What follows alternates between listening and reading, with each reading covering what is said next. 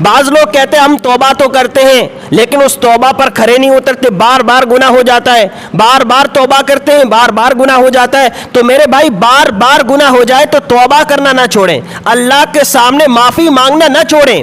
یہ توبہ تمہارے گناہوں کا تریاک ہے، توبہ کرنے سے گناہ معاف ہو جاتے ہیں۔ نبی نے کیا فرمایا؟ التائب من الذنب کمن لا ذنب له، گناہوں سے توبہ کرنے والا ایسا ہے گویا اس نے گناہ کیا ہی نہیں۔ اب بتاؤ، اگر ہم توبہ کریں گے، اللہ کے سامنے معافی مانگیں گے، تو نبی کیا فرما رہے ہیں کہ گناہ گویا اس نے کیا ہی نہیں ہے۔ اور اللہ قرآن مجید میں فرماتے ہیں ان اللہ یحب التوابین، اللہ تعالیٰ توبہ کرنے والے کو پسند کرتے ہیں۔ اس کی مثال یوں سمجھیے، اگر کسی انسان کے کپڑے بار بار میلے ہو جائے تو کیا اس کو دھونا چھوڑ دیتا ہے؟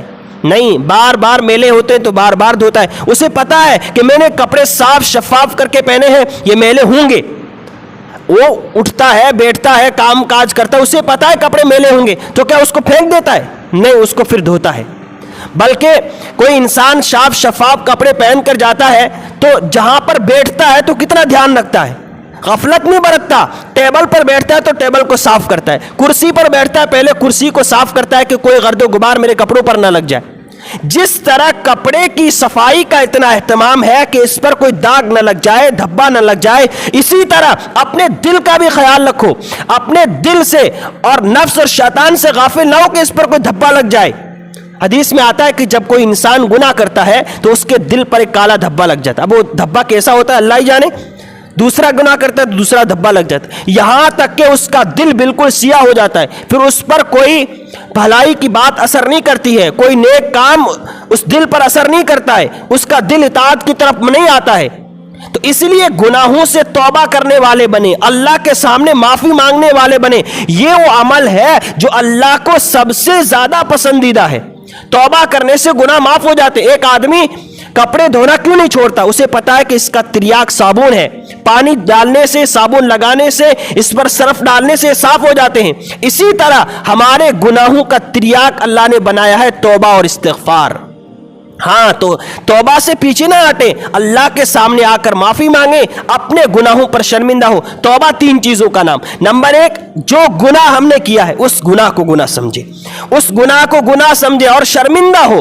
نمبر دو، اس گناہ کو چھوڑنے کا پختہ عزم کریں۔ نمبر تین، آئندہ کے نہ کرنے کا پختہ ارادہ کریں کہ آئندہ کبھی گناہ نہیں کروں گا۔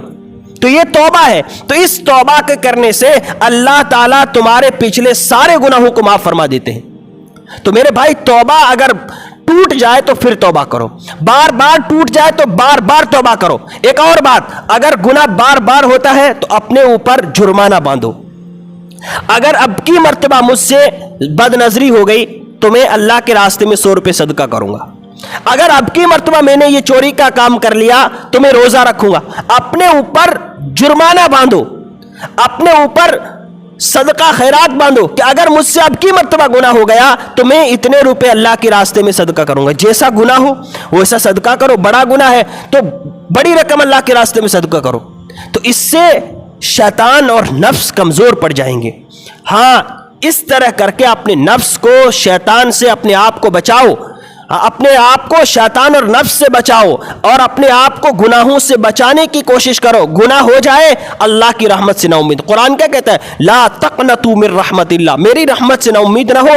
گناہ ہو جائے پھر توبہ کرو، پھر گناہ ہو جائے پھر توبہ کرو۔ 100 بار اگر تم توبہ کر کے توڑ بیٹھے ہو تو 100 بار اللہ کے در پر آؤ، پھر اللہ کے در پر آ کر معافی مانگو، پھر اللہ کے سامنے معافی مانگو۔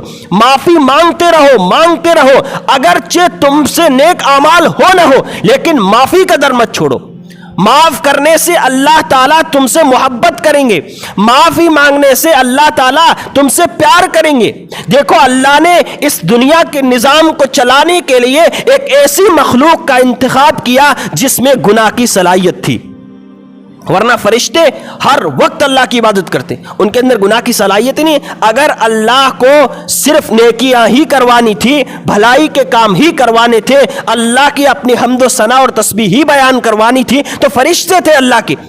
لیکن اللہ نے ان کا انتخاب نہیں کیا بلکہ ایسی مخلوق کا انتخاب کیا جس میں گناہ کی صلاحیت تھی کہ ان سے گناہ ہوں گے، इनसे नाफरमानियां होगी, इनसे खता होगी, कोई गलती इनसे सरजद होगी, फिर अल्लाह फरमाते हो मेरे दर पर आएंगे, मेरे सामने हाथ उठाकर माफी मांगेंगे, उदऊनी अस्तजिब लकुम। अल्लाह क्या फरमाते, तुम मुझे पुकारो, मैं तुम्हारी पुकार के सुनने के लिए तैयार बैठा हूं। हदीस शरीफ में आता है कि अल्लाह ताला रात के वक्त निदा लगाते हैं, हाथ फैलाते हैं कि है कोई मुझसे गुनाहों से माफी मांगने वाला कि मैं उसके गुनाह को माफ कर दूं। हाथ रात को हाथ फैलाते हैं, जिसने दिन में गुनाह किए उसके रात के गुनाह माफ कर दो। दिन में हाथ फैलाते हैं कि जिसने रात में गुनाह किया हो वो मेरे सामने आकर माफी मांग ले। तो मेरे भाइयों, अल्लाह का दरवाजा हर वक्त तुम्हारे लिए खुला है। अल्लाह हर वक्त तुम्हें निदा लगाकर बुला रहे हैं, उदऊनी अस्तजिब लकुम। ऐ मेरे बंदो, मुझे पुकारो, मैं तुम्हारी पुकार के सुनने के लिए तैयार बैठा हूं। मुझसे मांगो, मैं देने के लिए तैयार बैठा हूं। मुझसे अपनी हाजतें पूरी करवाओ, मैं तुम्हारी हाजतों को पूरी करने के लिए बैठा हूं। मैं तुम्हारा रब हूं, मैं तुम्हारा खालिक हूं, मैं तुम्हें पालने वाला हूं। ये आसमान मैंने तेरे लिए बनाया, ये जमीन मैंने तेरे लिए बनाई, ये चरिंद परिंद, ये पहाड़ और ये जो दुनिया का पूरा निजाम है जिसे तुम देखकर खुश होते हो, बीवी बच्चे हैं, मालो दौलत मवेशी है, ये सब कुछ मैंने तुम्हें दिया है। खेलो, एंजॉय करो, इस्तेमाल करो, ये तुम्हारे लिए है। लेकिन मुझे मत भूलो, इस दुनिया की मोहब्बत अपने दिल में मत लाओ, मुझे मत भूलो, मेरे अपने खालिक और अपने मालिक को मत भूलो और दुनिया में एंजॉय करो। हाँ, सिर्फ इंजॉय करना मकसूद नहीं है, बल्कि अल्लाह का खौफ दिल में हो, अल्लाह की मारिफत हो, अपने खालिक और अपने मालिक को पहचानने वाला हो। इस वीडियो को शेयर जरूर कीजिए, हो सकता है आपके एक शेयर से ये बात किसी के दिल में उतर जाए।